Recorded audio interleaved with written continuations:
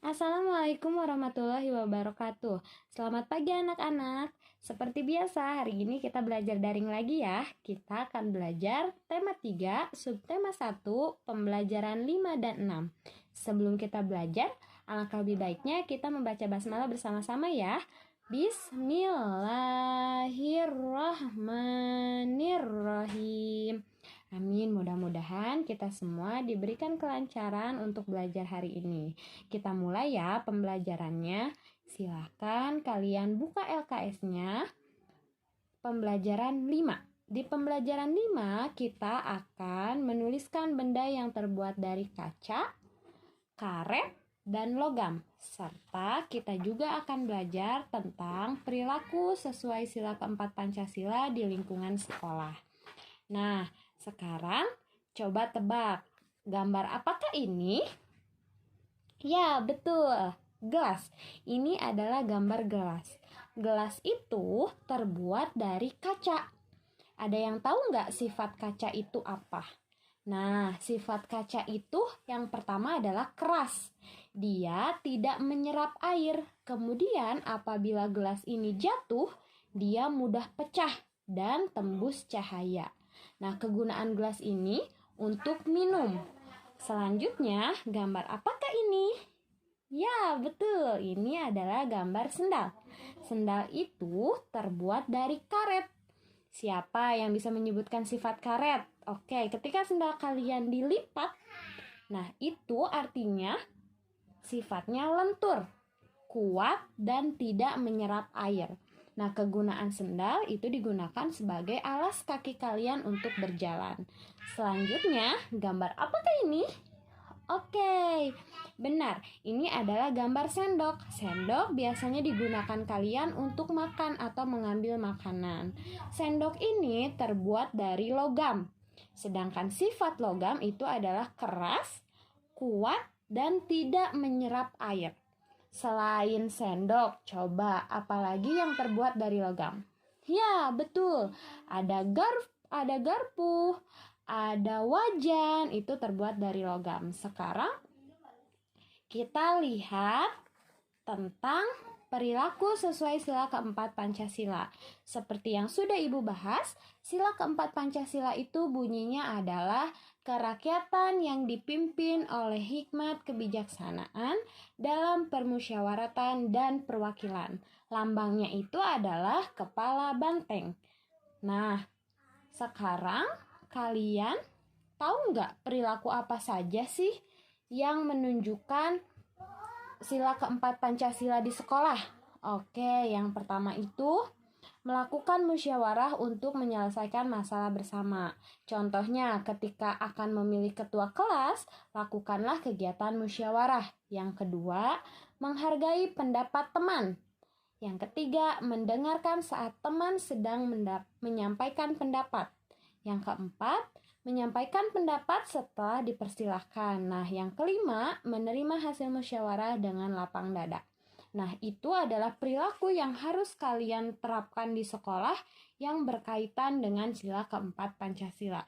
Sila keempat Pancasila itu perilakunya berkaitan dengan musyawarah.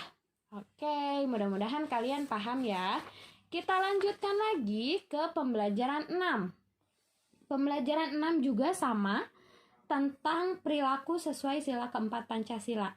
Nanti kalian akan tahu bahwa setiap manusia itu memiliki hak dan kewajiban. Nah, di sini kewajiban peserta musyawarah saat bermusyawarah ada kewajiban yang harus kalian lakukan. Yang pertama, mentaati aturan bermusyawarah. Yang kedua, mendengarkan pendapat peserta lain.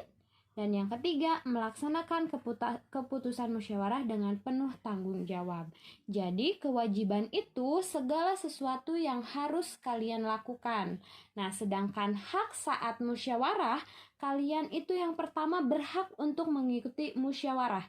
Selagi kalian itu anggota di sekolah atau warga sekolah, kalian berhak untuk mengikuti musyawarah. Yang kedua, menyampaikan pendapat. Kalian juga berhak untuk menyampaikan pendapat, untuk berbicara itu berhak.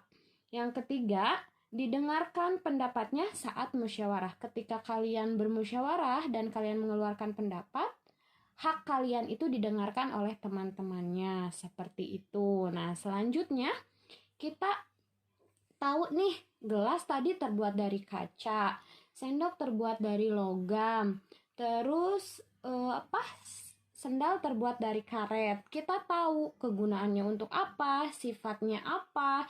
Tadi dibilang karet itu sifatnya lentur, logam itu sifatnya kuat, gitu. Kaca itu sifatnya mudah pecah. Nah, setiap benda itu memiliki kelebihan dan kekurangan.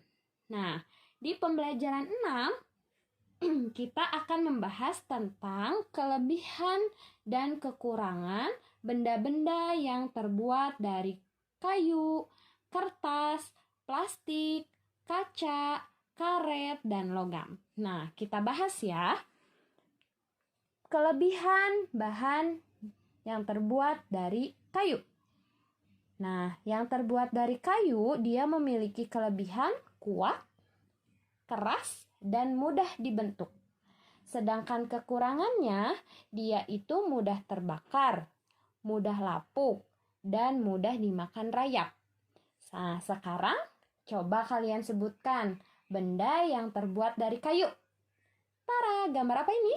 Lemari. Oke, ini meja. Oke, pintar. Itu salah satu benda yang terbuat dari kayu.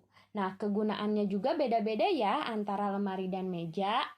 Selanjutnya, kelebihan dan kekurangan benda yang terbuat dari kertas. Kelebihannya, dia itu ringan, mudah menyerap tinta, mudah dilipat, dan mudah dibentuk. Sedangkan kekurangannya, dia itu mudah sobek, mudah terbakar, mudah basah, dan mudah kotor. Contoh benda yang terbuat dari kertas, apa coba kira-kira? Oke, benar. Contoh benda yang terbuat dari kertas adalah buku tulis, buku gambar. Nah, benda tersebut memiliki kegunaan yang berbeda-beda. Selanjutnya, kelebihan dan kekurangan benda yang terbuat dari plastik. Kelebihannya, dia itu ringan, kuat, mudah dibentuk, dan tahan air. Sedangkan kekurangannya, dia itu mudah terbakar. Nah, contohnya ada penggaris, ada tempat sampah, ada botol minum, dan lain sebagainya. Kegunaannya pun berbeda-beda ya. Selanjutnya, kelebihan dan kekurangan benda yang terbuat dari kaca. Bahan kaca itu memiliki kelebihan keras, tidak menyerap air, dan tembus cahaya. Sedangkan kekurangannya, dia itu berat dan mudah pecah. Nah, contoh bendanya ada cangkir, ada gelas, ada piring. Itu adalah contoh yang terbuat dari kaca. Kegunaannya pun berbeda-beda ya. Sekarang benda yang terbuat dari karet. Ternyata bahan karet pun dia memiliki kelebihan dan kekurangannya. Kelebihannya yang terbuat dari karet itu dia lentur, kuat, tidak mudah menyerap air. Nah, sedangkan kekurangannya mudah terbakar dan tidak tahan lama. Contoh benda yang terbuat dari karet adalah sendal jepit dan karet gelang. Kegunaannya tentu berbeda-beda ya. Dan yang terakhir adalah benda yang terbuat dari logam. Bahan logam dia memiliki kelebihan kuat, keras, dan tidak mudah lapuk. Kekurangannya dia itu mudah berkarat. Contoh bendanya antara lain kunci pintu, sendok, garpu, wajan, dan masih banyak yang lainnya.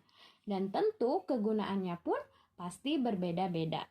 Nah, menurut kalian setelah Ibu jelaskan beberapa kelebihan dan kekurangan dari bahan pembuatan benda-benda, mana yang memiliki kelebihan yang sama? Oke, tadi yang memiliki kelebihan yang sama itu adalah kayu, plastik, karet, dan logam. Dia memiliki kelebihan yang sama, yaitu kuat. Oke, sekarang bahan yang memiliki kekurangan yang sama di antara lain. Yang pertama, kayu, kertas, plastik, dan karet. Mereka sama-sama mudah terbakar kekurangannya gitu. Jadi ketika kalian bandingkan antara bahan kayu dan bahan plastik, dia jauh lebih berat meja yang terbuat dari kayu dibandingkan meja yang terbuat dari plastik. Kenapa? Karena kayu itu dia bersifat berat, keras, sedangkan plastik dia memiliki sifat yang ringan. Nah, kekuatannya pun berbeda-beda. Plastik lebih kuat dibanding kayu. Kenapa? Karena kayu itu dia mudah lapuk. Gitu ya perbandingannya. Nah, mudah-mudahan kalian paham. Untuk matematikanya nanti videonya Ibu kirim terpisah ya. Nah, mudah-mudahan kalian paham. Silahkan kalian kerjakan penilaian harian pembelajaran 5 dan pembelajaran 6 di buku tulis bagian A dan B-nya saja ya.